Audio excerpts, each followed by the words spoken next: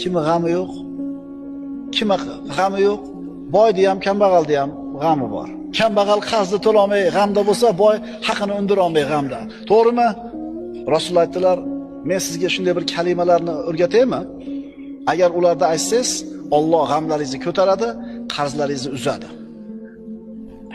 Qanday? Shu gapni gapirib qo'ysanglar, g'am hal bo'lib, qarz uzilib qoladimi?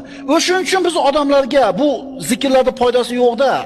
Ularning iymoni zaif, ularning iymoni suz. Undan ko'ra $1000 berganingiz yaxshi uning qo'liga. Narxini olishni xohlaydi. Mana shu yerda mo'minni mo'min emas odamdan farq ajraydi-da. O'rgating yo Rasululloh dedi. Rasululloh aytdilar, shunday deng. Allohumma inni a'udhu bika minal hammi wal hazan va a'udhu bika minal ajzi wal kasal va a'udhu bika minal jubni wal bukhl va a'udhu bika min g'alabatid dayni va qahrir rijal. Haligi sahoba eshitdi,